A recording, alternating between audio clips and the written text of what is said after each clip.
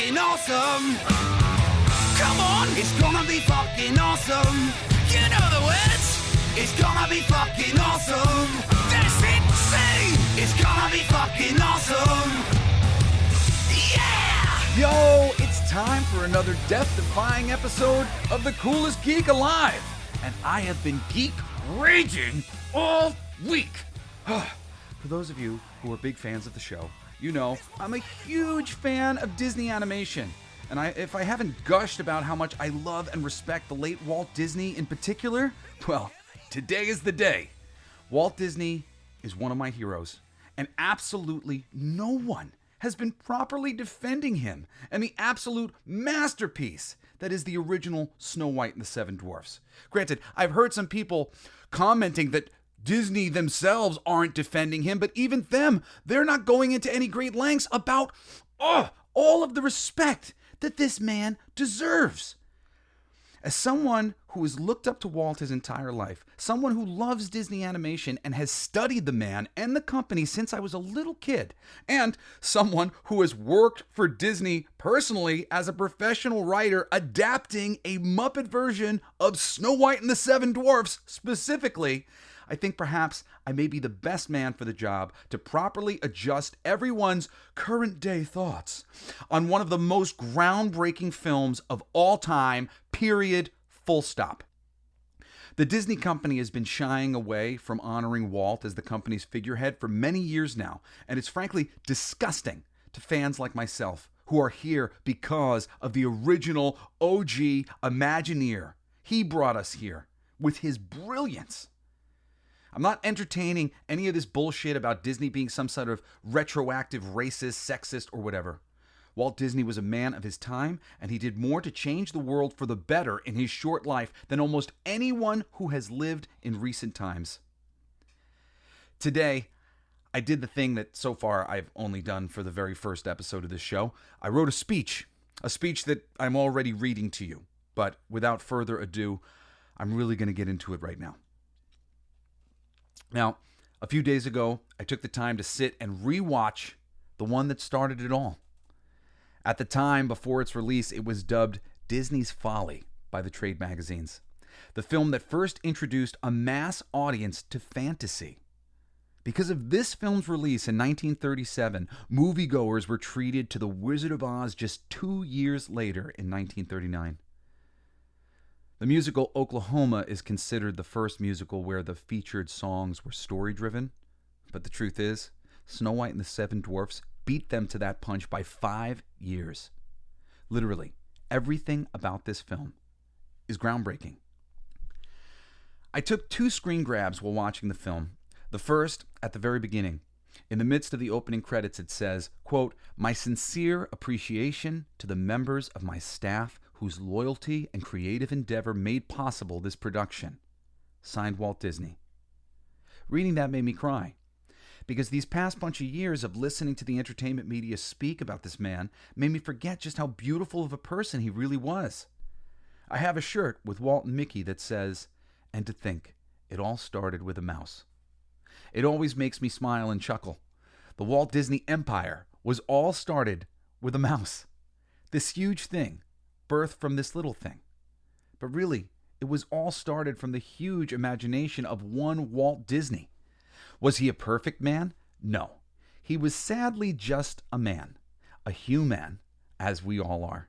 But it takes big dreams to make big things, and no one has encouraged the world to dream a little bigger like Walt Disney did. One of my other great creative heroes is Steve Jobs. He comes to mind as someone on Walt Disney's level. But my greatest hero, Jim Henson, he knew that he personally wasn't on Walt's level. And trust me, Jim is a next level cat.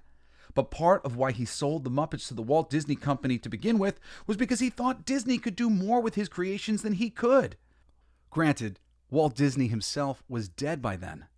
But the company and the legacy that he created was beyond the scope of even Jim Henson's dreams at the time. Walt Disney is next level. He's a brilliant creative person in his own right, but he's also an incredible businessman who brought out the greatness in so many of the people he worked with. It started with animated shorts, where he made a splash by appreciating the powerful combination of music and pictures, and it only continued to ratchet up and up from there. One bit of brilliance after the next, Mickey Mouse is milestone number 1, but Snow White and the Seven Dwarfs is arguably even more important. Now, as a musician and a comic book writer, let me tell you, Walt Disney had the best taste. And he brought that great taste to bear when he decided to make the first of its kind full-length animated feature.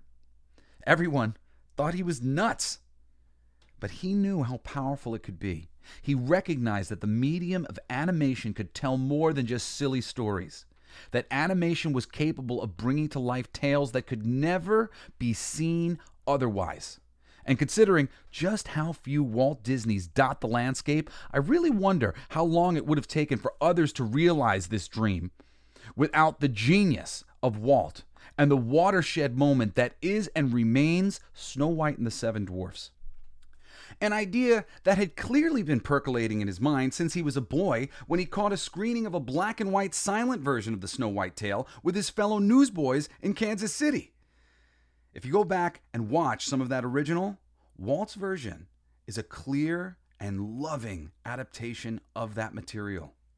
The style of the trees and buildings and landscapes of the film are a loving adaptation of European children's books that had been adapting these fairy tales for ages.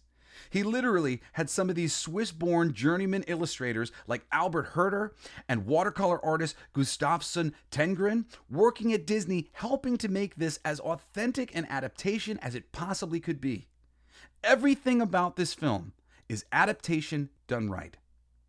You know, that's what I like to talk about on this show. And I see so many people speaking about how Walt reimagined the story to make his film, and that other reimaginings of these ideas for modern-day sensibilities are the same thing. I'm here to tell you, no. No, they are not. Walt didn't really reimagine anything. He added to the thing. He adapted it to the animation medium, which meant adding gags and adding songs. But his version is a similar telling to the versions of the story that were being told by that time in our history. He lovingly recreated the version that he had grown up with in a new medium. He did not fundamentally reinvent or subvert it. He went out of his way to create something that would be satisfying to the audience, and specifically something that would appeal to his own inner child who grew up loving the story so deeply. The second screenshot that I took was at the very end of the film, the card that comes up when the story is all over. Quote, "And they lived happily ever after." If you haven't heard yet, there's a live-action remake of Snow White in the works, and if leaked photos and the words of their lead actress are to be believed, this will most certainly be one of those reimagining situations, and a clear case of adaptation done incorrectly and without love or respect for the source material. Here's a direct quote from this young idiot actress who I will not name. Quote, "It's really not about the love story at all, which is really, really wonderful. And whether or not she finds love along the way is anybody's guess until 2024. All of Andrew's scenes could get cut. Who knows?" Andrew is the actor playing Prince Charming, who she says may be cut from the film entirely. So who exactly is the they in They Lived Happily Ever After? When they greenlit a live-action version of the film, which represents one of the great simple love stories for all of the young at heart, and simultaneously represents one of the greatest American success stories of all time, did they do so thinking that they were given the task of fixing it for the next generation? Who told them there was anything wrong with it? And if they thought that, why greenlight a remake in the first place? When audiences got loud about certain consistent patterns in the way women were being depicted across American entertainment, we asked for more representation of alternative ways things could be. We did not ask that we go back and rewrite history. Too many Snow Whites in popular culture is a problem. But Snow White is not the problem. Painting a very specific and seemingly exclusionary picture of the types of women and relationships in this world can be damaging. But the existence of Snow White is not. There's a reason this is one of the highest grossing films of all time, taking inflation into consideration, and one of the most beloved of Disney's animated classics. And it's not because we were all aching to see it changed. Don't get it twisted. A live-action remake of a comic book or animated property is a promise of a visually realistic interpretation of something we have been looking at for years, imagining the real version in our minds. It's your job to bring it to life. Make it live and breathe, not change it. The less it looks like the thing we already love, the more aggravated we will be at the promise you have broken. The more it does look the same, the happier we will be. Beyond that, we are looking to see the tentpole moments of the story that we love brought to life. The magic mirror, the castles, the dresses, the dwarves. We want to see what they'd look like if they were real. There's a whole genre of Instagram posts made even more popular from the use of AI, where people share realistic images of their favorite cartoon characters. The ones that hit the nail on the head are shared the most. Occasionally, really strong artistic interpretations are also shared, but what always gets the most love on social media are the right-on-the-money depictions. The ones that make you say, "Whoa, nailed it!" There's a guy that has become a Peter Griffin meme because he looks so much like a real-life version of the Family Guy star.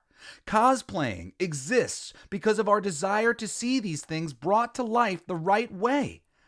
I can remember a cosplayer cornering me at a bar after a convention and basically begging me to wear his Gambit costume because he knew I would look super authentic in it. And that's the whole point. The authentication of the thing we love. I'm Wishing is a song about Snow White imagining the great love of her life coming to sweep her off her feet. One song is Prince Charming telling her that he feels it too. Someday My Prince Will Come is perhaps the quintessential love song felt by all. You don't have to be a girl to daydream and sing, "Someday My Prince Will Come." I've daydreamed singing "Someday My Princess Will Come" in middle school.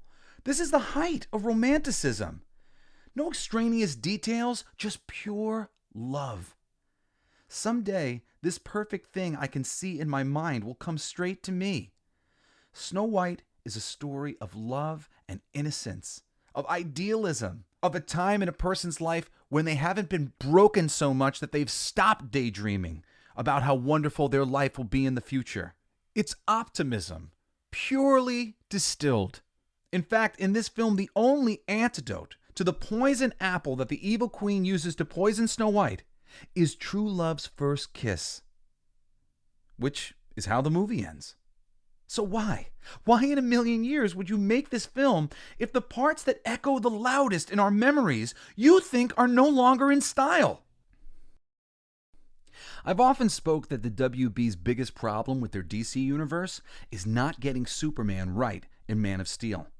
Every single superhero and villain, for that matter, has been created in the face of Superman.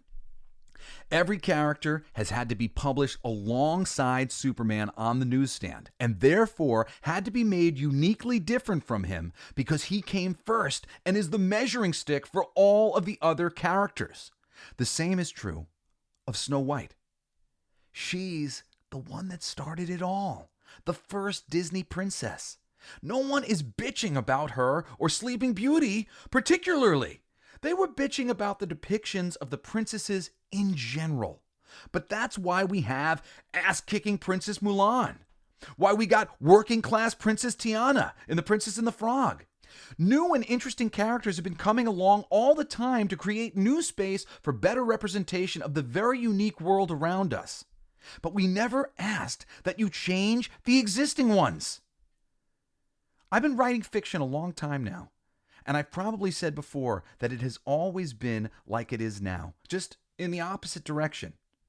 We used to have editors, producers, or whoever standing in the way of unique depictions of women and minorities, or vetoing women and minorities in leading roles, told, quote, "that won't sell," and forced to change our work accordingly.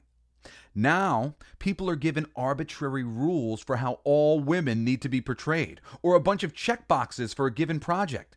The old way was noticed over time because there were things that were rarely included in fiction for a long time, and outsiders looking in eventually noticed the consistent pattern of "don't this." But more noticeable than that has been what's happened to fiction in recent years, where the mandate is must this, and this, and this. It looks like aliens terraforming a planet.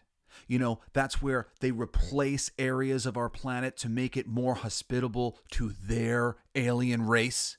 And before you know it, our place looks like an alien planet, completely unrecognizable from where it started.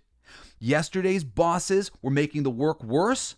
Today's bosses are doing no better, possibly much worse. Here's an analogy for you.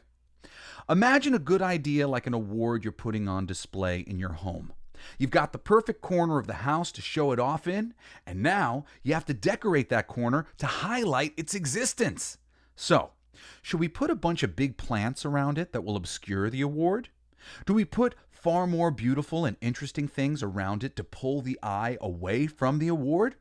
Or should everything we do in this corner be about pointing to the glow and accentuating the shine of the glorious award on display? I'll give you a hint. It's all about the award.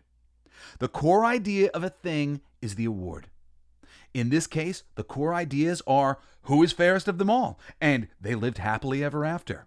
That's your movie. Everything must be in support of those ideas, or it's just a muddled and unmemorable mess. This version, according to this actress, is, quote, really not about the love story at all. Instead, it's about Snow White's inner journey to find her true self. No, it's not. That's what Moana is about. That's what Frozen is about. That's what Brave is about, and Tangled, and again, Mulan. Snow White, in fact, isn't about that. But clearly, we have plenty of stories, and in fact, Disney princesses already, who are filling that space. This is a story about true love and bitter envy.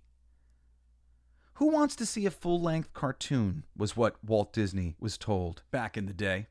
To this day, many people will tell you they don't like cartoons or they won't watch a movie if it's a cartoon. This film was a huge risk at the time. People thought that the bright colors would hurt everyone's eyes and that people would get up and walk out. This was Walt putting not just his money, but everything he had on the magic of animation. This could have tanked the entire studio, but it didn't. People left the theater in tears at the premiere. And today's world might not look the same without him taking this gamble. There's no Pixar, there's no DreamWorks, there's no Illumination without Snow White. MGM greenlit Wizard of Oz because of it. Think of all the films that film inspired. It was given a special Oscar at the time, featuring 7 little Oscars trailing behind the full-sized one. This film ended up costing almost double what Walt expected. $250K was the proposed budget, and quickly that rose to $400K, which is a little under $8 million in today's dollars. But he knew it was never a gamble. It was about making something great out of a fairy tale he knew everyone already loved, including himself. And he was right. He nailed it. This film is timeless and universally beloved. Perhaps it seems very evidently, end quote, a product of the 1930s to a layperson or a young person. But this film was ahead of its time then and remains timeless today. You would think that the Disney company would know this and send their remake's lead actress out with the correct talking points about the greatness of the original and the excellence of Walt Disney's legacy. But instead, we get quotes like this about the original. Quote, "There's a big focus on her love story with a guy who literally stalks her. It's weird." No, that's not true. In the film, Prince Charming hears Snow White singing her wishing song, and he joins her to sing a bar of his own. He's attracted by her beautiful voice. He too has been wishing, and even he has his own one song all queued up to tell her he's right there with her. He's wishing too. What stalking is going on here? He basically says, "Hey, I heard you singing, ma'am. What a beautiful voice you have. I heard you before I saw you, and I knew this voice belonged to the girl for me." It's so damn romantic, it makes you want to puke a little. Or how about this doozy of a quote? How the film is extremely dated regarding ideas of women being in the roles of power and what a woman is fit for in the world. The most powerful person in the original is a queen. Just shut up if you don't know what you're talking about, please. Holy shit. Like, seriously. In this new version, they say the film's most famous phrase, "the fairest of them all," is going to refer to who is the most just, as opposed to the most beautiful, which makes absolutely no sense at all. The evil queen is going to win at being more just by using black magic to poison an innocent and just young girl. Won't that put her to the bottom of the list right away? Wouldn't even learning the dark arts have pushed the queen down a few pegs on the list already? Or I'm sorry, I'm presuming that you're going to be using the poisoned apple. I wouldn't imagine that you're going to pull the poisoned apple out of Snow White and the Seven Dwarfs. Am I? Maybe I'm wrong. Maybe you are pulling the poisoned apple out of Snow White and the Seven Dwarfs. And this movie is just Snow White and the Seven Dwarfs in name only. Who is coming up with these harebrained ideas? And what stupid idiot hired them in the first place? That's not all. The dwarfs are not dwarfs, they're just people. A diversity of people, to be sure, but again, they're not even short people, and they don't dress anything like the dwarfs do. You can't make your grumpy look anything like the grumpy on my grumpy t-shirt. I love this shirt. Clearly, I'm one of the customers you were planning on for this movie. But the thing you're making doesn't look anything like the thing I like. I'd love to see my favorite dwarves riding deers through the forest to try and save Snow White in live action. But of course, the people that you cast would crush an average-sized deer. So I guess there's another little bit of this live-action remake that won't be bringing the thing from the movie that I remember to life. Well, if this film has taught generations of people all over the world anything, it's taught us that love conquers all. And I still believe that someday my prince will come, or maybe a princess, someone who will return the Walt Disney Company to its former glory. But in the meantime, let us all do exactly what Snow White does in the original animated classic. Let us make a wish for that person to come on the poisoned wishing apple that this cursed production has become. Hey, it worked for Snow White. Maybe there's enough magic left inside that ruby red apple for us too. Well, that's it, everybody. I'm honestly exhausted from writing that speech.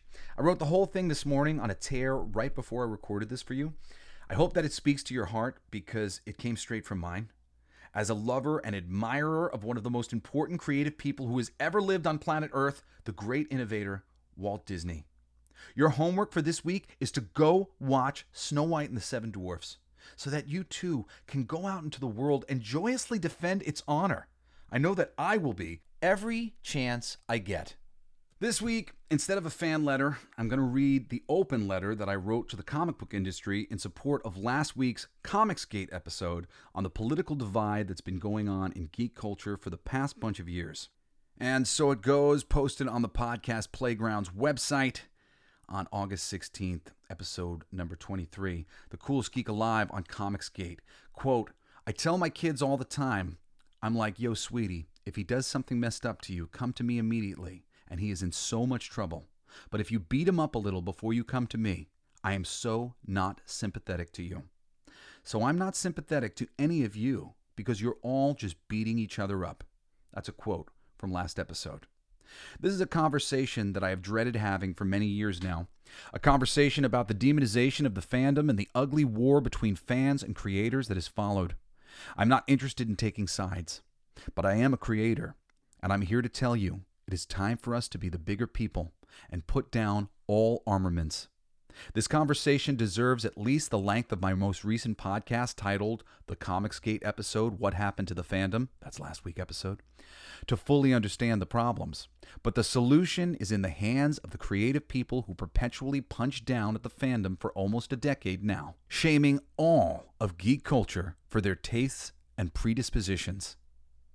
I am a 20-year-plus veteran of the comic book industry who has worked professionally for every major company, including Marvel, DC, Image, Disney, Pixar, The Muppets, and more, but have always been a fan first. I lived in Hollywood for over a decade, worked professionally as a voiceover actor, TV host, and have been observing both sides my entire life. From this vantage point, I can tell you that behind the scenes, the producers of geeky content simply want the fandom to either stop caring so much or just have them disappear completely. It's very frustrating to producers when the audience knows more than you do about the intellectual properties they have been hired to shepherd. But instead of reading the respective source material and playing catch-up on their IP to better satisfy the fans, they have opted to slander these fans at every single turn. Racists, sexists, phobes, fascists, it's gotten truly ugly. Smeared in this way by the Hollywood PR machine, the creative people have felt justified in handling all of these dissenting-ist voices with a big stick, often flying off the chain to crush these socially awkward geeks the very moment they say anything that can even be perceived as a slight against their work. It's very common to hear fans talk about how they got blocked by a creator on Twitter for tweeting something at them they thought was innocuous or even complimentary, but clearly was perceived as mean-spirited by the writers, artists, producers, and directors who run the industry and have been put in charge of all the things they love. Firstly, this is a general problem with social media, which equalizes all voices, and a general problem with regular media, which only promotes the most extreme opinions voiced. It's also a problem with telling jokes through text messages. How many times have you pissed off your parents or they you by making a joke that was read very seriously? The real problem is that social media has given a political platform to all of the creative people, and those who use it for that purpose color the way every view they share is read by others. Are you fiercely pro or anti anything? All your tweets are now read through that lens. Worse, all of your artistic offerings are now filtered through the same lens, with people now actively searching through your work, looking to prove just how partisan all your creations really are. The modern entertainment landscape has become a classic tale of us versus them, with the rest of us stuck in the middle of the disgusting discourse. It is motivated not only by modern-day politics and political correctness that seems to have seeped into every aspect of our waking lives, but also by the film industry, who wishes to guard itself from criticism the same way modern-day politicians do. If you don't like my policy and it has anything to do with women, guess what? You're a sexist now. Anything to connect it to race, you're a racist. Anything, I think you probably get the point. If you have a complaint, the problem is not the material they're making, but a problem with you personally. You have the problem, never them. This choice by the powerful elites of entertainment with the support of those who work for them has literally created Comicsgate and given more power to the supposed alt-right than anything the Donald Trumps of the world have ever done. Because it's not this loose collection of alt-right leaders enlarging the group. It's how we are treating their supporters. We have pushed everyone into a corner where their only choice is conformity or pushback. As a punk rocker and centrist myself, I understand why many have chosen to fight. Conformity is lame. Hollywood has returned to its McCarthy-era practices of witch hunts and cancel culture, something that we were all very sure was terrible just a few years ago, but now embrace in lockstep. If you think this is an unfair characterization, it's only because you have been a part of this mob or in support of it and certainly weren't looking at it from this vantage point at the time. But this is the truth from the middle.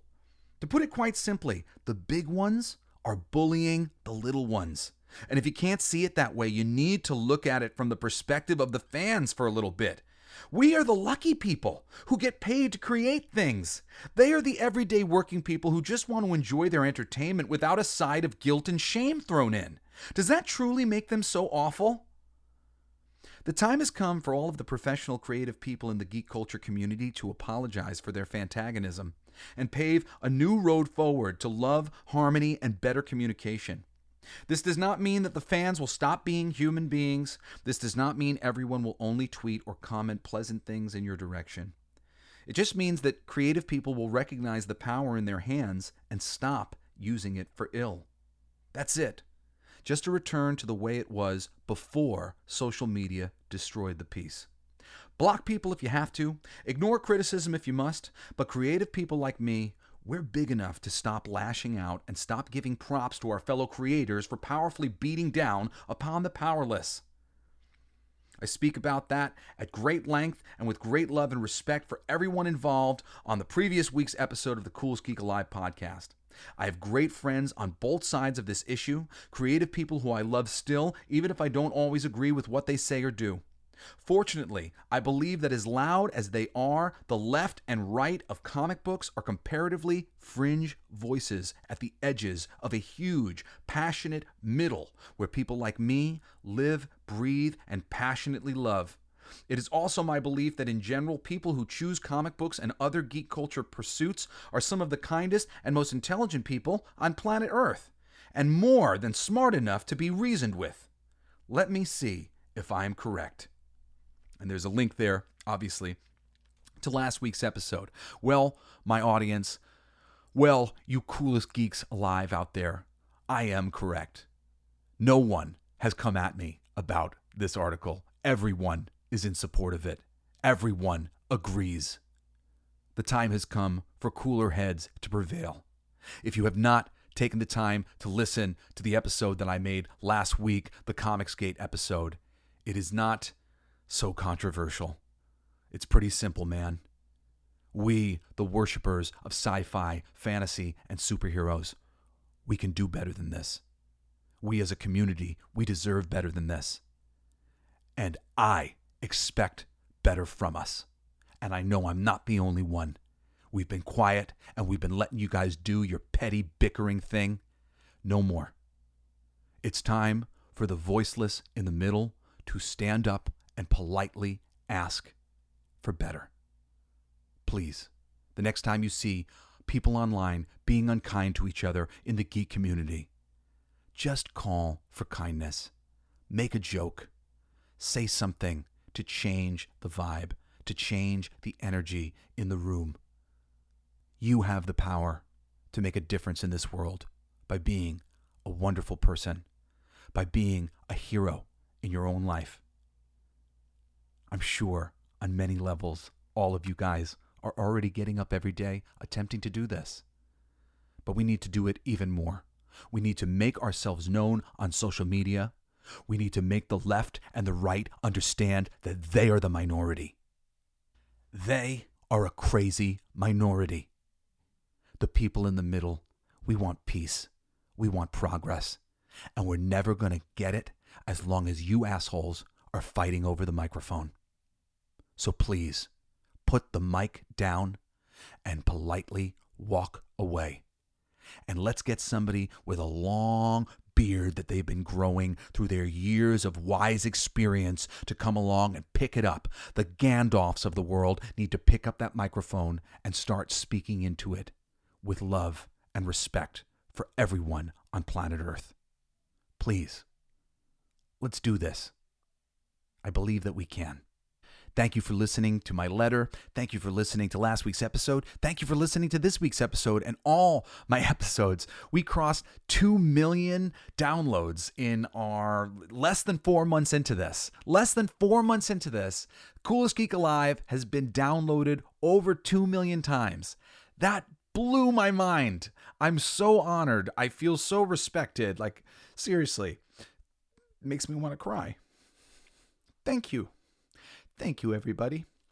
Thanks so much for validating me and the things that I have to say, because I wouldn't have that many downloads if it wasn't all of you people who listened to an episode and then listened to a dozen more because you liked what I had to say. So many people have dug so deep into my catalog, and it's small but growing.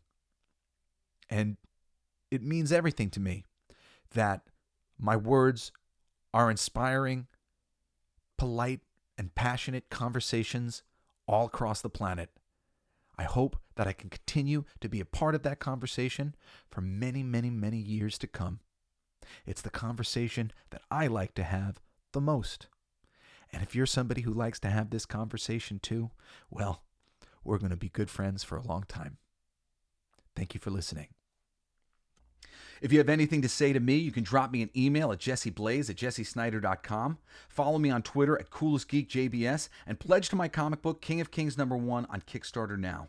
What a crazy world that I live in, that I even have to write the things down in that open letter that I wrote. Or the fact that I have to defend Walt Disney myself like this. It's just so heartbreaking. Jim Henson said it was his hope that the world would be a little bit better for him having been here. And I can't think of a dream more beautiful than that. That's my dream. And it's my dream because I heard him say it first. It's a dream that Walt Disney clearly has accomplished 1,000,000 times over in spectacular fashion. The world is better because he was here. And it's a dream that the professional comic book community should be aspiring to. Thank you, Walt, for all of your contributions to my own life. You have only made it that much better for everyone, as far as I can tell. Thank you again, and join me next Wednesday and Saturday morning for another passionate episode of the Coolest Geek Alive. It's my favorite part.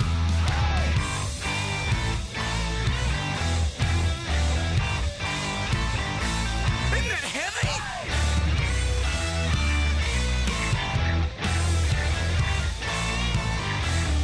I played that. It's gonna be fucking awesome. Coolest alive. It's gonna be fucking awesome. Stay with your tribe. It's gonna be fucking awesome. Revenge of the Geeks. It's gonna be fucking awesome. Week after weeks. It's gonna be fucking awesome. Laughing with you. It's gonna be fucking awesome. And crying sometimes too. It's gonna be fucking awesome. Spelling it out. It's gonna be fucking awesome. Making you shout. You've been listening to Coolest Geek Alive with me, your host, Jese Blaze Snider.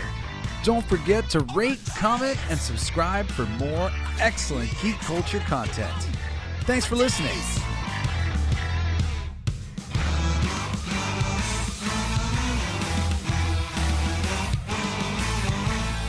You like that? It's a kazoo solo.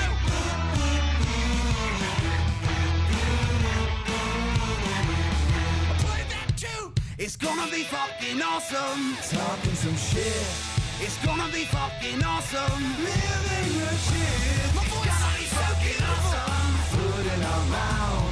It's gonna be fucking awesome. Get in the mouth. It's gonna be fucking awesome. Tell all your friends. It's gonna be fucking awesome. Call right or text. It's gonna be fucking awesome. Raising the bar. It's gonna be fucking awesome. Straight to the stars. It's gonna be fucking awesome. It's starting soon. Straight to the top of the awesome. Passing the moon. It's gonna be fucking awesome. On with the show. It's gonna be fucking awesome. Ready, set, go. It's gonna be fucking awesome. Fucking awesome. It's gonna be fucking awesome. Just wait. You'll see. You'll all see. The podcast playground. Hooray!